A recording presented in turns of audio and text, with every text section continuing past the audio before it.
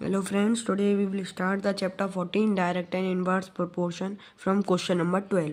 तो question number 12 देखते हैं। क्वेश्चन नंबर 12 है a plus B ratio b plus C ratio c plus a equals to 6 ratio 7 ratio 8 and a plus b plus C equals to 14 then the value of c is. बहुत simple question है। देखो a plus b की ratio हमारी 6 है, b plus C की ratio हमारी 7 है और c प्लस a की रेशो हमारी 8। अलग से भी दे रखा है, अगर a plus b plus C तीनों को ऐड करें तो हमारा आता है 14 then the value of c is. तो वैल्यू c की क्या होगी? तो क्वेश्चन क्या था हमारा, a plus B ratio b plus C ratio c plus a, इसकी रेशियो क्या थी हमारी 6 रेशो 7 रेशो 8, 6 रेशो 7 रेशो 8। तो हम कैसे लिख सकते हैं इसे? a प्लस बी हमारा क्या है, a प्लस बी हमारा 6 है, हाँ 6 है। b प्लस सी क्या है हमारा, b प्लस सी हमारा क्या है 7 है, 7 लिख लो। और c प्लस ए क्या है हमारा 8 है, 8 लिख लो। ठीक है। अब सपोज करते हैं a प्लस बी हमारा 6k है, b प्लस सी हमारा 7k है और c प्लस ए हमारा 8k है। देखो कि हमारा हमेशा कांस्टेंट की तरह वर्क नहीं करता, कि हमारा कभी कभी वेरिएबल की तरह भी वर्क करता है। तो यहाँ पे इस क्वेश्चन में हमारा कि वेरिएबल की तरह वर्क करेगा। मैंने पिछली वीडियो में बताया था कि हमेशा कांस्टेंट होता है, तो वो गलत है। कि कभी कभार तो कांस्टेंट होता है, फिजिक्स की तरह में अगर माने तो के कांस्टेंट है, लेकिन के अगर इक्वेशन सॉल्व करें तो के एक्स वाई ये होते हैं, ये जो चेंज हो जाते हैं वो वेरिएबल होते हैं, और जो कांस्टेंट होते हैं वो कभी बदलते ही नहीं है, वो उतने के उतने ही रहते हैं। आइए सॉल्व करते हैं इसे आगे। जैसे a plus B equals to K है, देखो a कितनी बार है, 2 बार है a, तो इसे टू कॉमन ले लेंगे और a लिखेंगे। b 2 बार है प्लस b लिख दो, c 2 बार है c 2 लिख दो। 2 हमारा कॉमन में है, 2 हमारा क्या है कॉमन में, तो ये हमारा कॉमन हो गया। और इक्वल्स टू कितना होगा 20। a plus B plus C की वैल्यू क्या थी हमारी, a plus B plus C की वैल्यू क्या थी? देखो अगर a प्लस बी हमारा 6k है, b प्लस सी हमारा 7k है, c प्लस ए हमारा 8k है, तो टोटल कितना होगा 13k और 21k हो जाएगा हमारा। मतलब इसकी वैल्यू हमारी 21k आई थी जब हमने प्लस किया था, तो 21k लिख लेंगे यहाँ पे। और उसमें पहले से दे रखी थी a plus B plus C की value 14, a plus B plus C की वैल्यू 14, और इन तीनों की वैल्यू अगर टोटल करें तो कितना आएगा 21k आ जाएगा, जो कि हमारा बराबर है। क्यों बराबर है? क्योंकि यहाँ पे टू है ना, क्योंकि 2a है, 2b हमने 2 कॉमन में ले लिया है, इस वजह से ये भी बराबर होगा 21k। तो 14 into two 21k, sorry 14 multiplied by 2 28, 21k, 28 इधर ही रहेगा 21, क्योंकि यहाँ पे अब k हमारा वेरिएबल है ना कि कांस्टेंट है, क्योंकि के चेंज हो रहा है, के है। अब देखो क्या आएगा, के की वैल्यू 7 अब यहाँ पे तो के था, अब के की वैल्यू क्या हो गई 4/3। अब के नहीं रहा, वो के 4/3 हो गया है, तो ये चेंज हो रहा है, तो हम इसे कांस्टेंट नहीं कह सकते, ये वेरिएबल होगा। ये क्या होगा? वेरिएबल। अब क्या आगे कैसे होगा? Also A plus B plus C की वैल्यू हमारी क्या आई थी 21k/2 आई थी, है ना, 21k/2 कैसे आई थी? जैसे कि हमने बताया था 2a plus B plus C equals to 21k। तो अगर इसे आगे सॉल्व करेंगे, a plus B plus C की वैल्यू निकालेंगे, a plus B plus C की वैल्यू निकालेंगे तो 21k यहाँ पे रहेगा। और जब ये 2 है यहाँ पे मल्टीप्लाई में 2 नीचे जाके यहाँ पे क्या होगा, जब ट्रांसफर होगा दूसरी साइड इक्वल्स टू में ट्रांसफर होगा तो डिवाइड में हो जाएगा। तो ये तो हमारे चले गया। अब बचा क्या? a plus B plus C, a plus B plus C की वैल्यू आ गई हमारी 21k/2। और आगे भी सॉल्व करना था, अगर इसे आगे k की वैल्यू निकालनी थी ना, तो यहाँ पे a plus B plus C की वैल्यू तो उतनी आ गई। अगर k की वैल्यू निकालनी थी तो k की वैल्यू आ गई हमारी 4/3। इसका भी यूज़ होगा आगे k की वैल्यू का। पहले यहाँ तक कर लेते हैं। Also a plus B plus C equals to 21k/2। अब हमें क्या निकालनी, सी की वैल्यू निकालनी है। तो total a plus B plus C की वैल्यू है, वो a प्लस बी की वैल्यू क्या थी हमारी, यहाँ पे a प्लस बी की वैल्यू हमारी 6k थी। अब अगर हम a plus B plus C में से a बी को माइनस कर देंगे, a plus B plus C में से अगर हम a प्लस बी को माइनस कर देंगे तो क्या आएगा हमारा, c बचेगा। तो c निकालने के लिए हमें ये करना होगा, a प्लस बी प्लस सी हमारा 21k/2 था, 21k/2 minus a plus B हमारा कितना था 6k था, 6k था। ठीक है।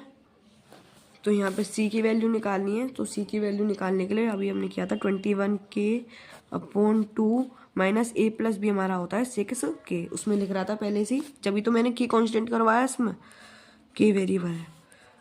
अब 21, 2 और 1 का एलसीएम हमारा 2 होगा 1, 21 के 1, 2 को 1 से डिवाइड करेंगे 2, 2 6 12 माइनस का साइन 12 के 9k/2, ये हमारी आ जाएगी सी की वैल्यू।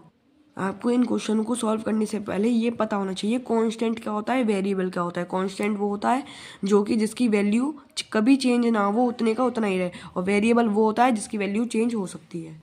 यहाँ पे के की वैल्यू चेंज हो रही थी तो वो हमारा क्या होगा, कांस्टेंट होगा, कि हमारा कांस्टेंट वो सॉरी वेरिएबल होगा। मैं खुद ही कंफ्यूज हो रहा हूँ बार बार। ठीक है, चलिए आगे सॉल्व करते हैं। 9k/2, देखो के की वैल्यू मैंने कही थी, के की वैल्यू का यूज़ होगा, के की वैल्यू का यूज़ होगा। यहाँ पे के की वैल्यू 4/3 है, तो के की वैल्यू का यूज़ हो गया। अब यहाँ पे 9k/2 है, 9k/2, के की वैल्यू क्या थी हमारी, के की वैल्यू क्या थी 4/3 थी, तो 9k/2 की जगह 4/3 मल्टीप्लाई में अपॉन डिवाइड में 2, 3 1 3, 3 3 9, 3 4 हमारा 12 होता है, अपॉन 2 काटेंगे 6 आ जाएगा। तो यहाँ पे सी की वैल्यू आ गई हमारी 6। ऑप्शन सी एक करेक्ट है। आइए अगला क्वेश्चन करते हैं, क्वेश्चन नंबर 13। क्वेश्चन नंबर 13 में क्या बोला है देखते हैं। क्वेश्चन नंबर 13 में बोला है the student in the 3 classes are in ratio. जो स्टूडेंट है 3 क्लासेस के स्टूडेंट की रेशो दे दी है। पहली क्लास के स्टूडेंट की रेशो है 2, दूसरी की 3 और तीसरी के 5। If 40 student are increase in each class, अगर हर एक क्लास में 40 स्टूडेंट इंक्रीज हो जाएं तो रेशियो चेंज हो गया। अब इस रेशो से इस रेशो में आ गया, क्योंकि 40 स्टूडेंट तीनों क्लासेस में बढ़े हैं, तो 4:5:7। Initially the total number of student was, तो टोटल नंबर ऑफ स्टूडेंट कितने होंगे। इनिशियली मतलब शुरू में कितने नंबर ऑफ स्टूडेंट होंगे। बहुत मतलब कंफ्यूज कर दिया, बढ़ा चढ़ा के क्वेश्चन, बहुत ईजी है, सॉल्व करते हैं। तो रेशियो को हम लिखेंगे द 3 क्लासेस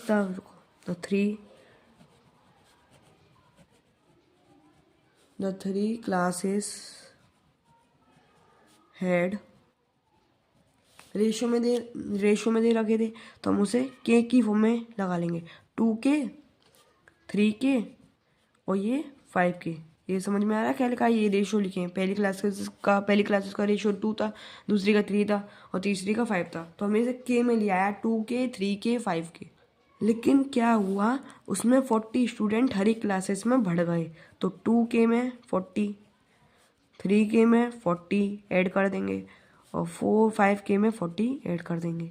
तो ये हमारा क्या है, जो नए बच्चे 40 बच्चे जो हैं, उन 40 बच्चे ऐड करके तीनों की रेशो आ गई। अब जब नई रेशो मतलब हमने 40 स्टूडेंट ऐड कर दिए, तो फिर नई रेशो भी तो बताई थी 4:5:7, तो ये हमारी नई रेशो है। अब इसमें क्या करेंगे, के की वैल्यू ले आएंगे। के की वैल्यू अगर आ जाएगी तो इनिशियली शुरू में इतने जो बच्चे थे ना, के की वैल्यू फिर उनसे मल्टीप्लाई हो जाएगा, आंसर आ जाएगा हमारा सिंपल।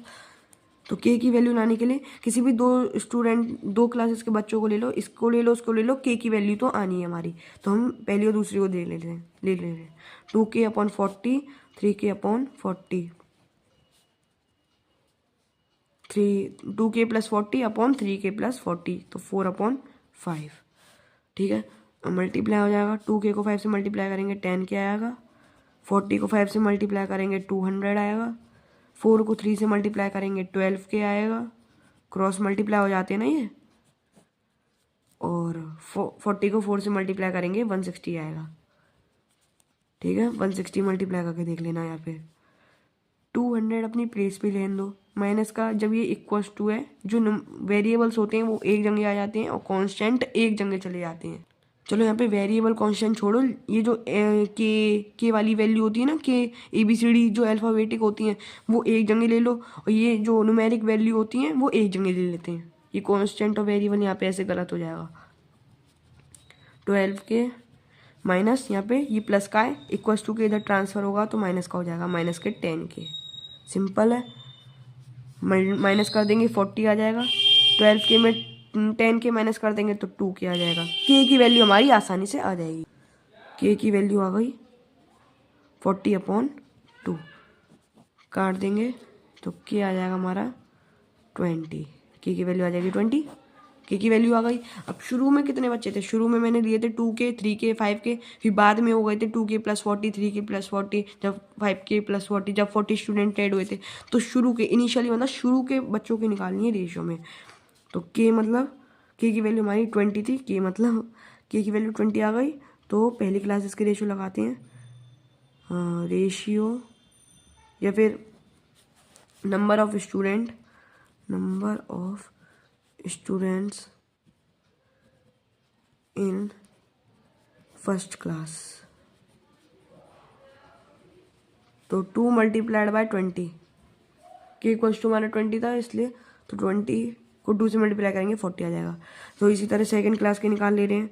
सेकंड क्लास की थी 3K, तो 3 × 40 इक्वल्स टू 120। और अगली क्लास की क्या थी 5K, तो 5 × 40, तो वहाँ आएगी 200। ठीक है, सॉरी यहाँ पे गलत हो गया गलती से।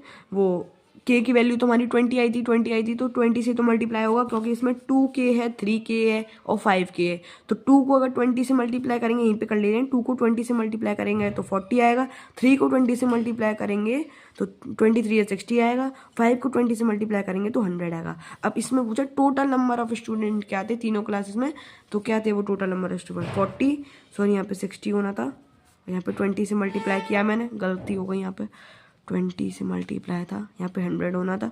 टोटल नंबर ऑफ स्टूडेंट निकालने के लिए तीनों को प्लस कर लेंगे, तो 40 + 60 + 100 200, तो 200 टोटल नंबर ऑफ स्टूडेंट हैं हमारे।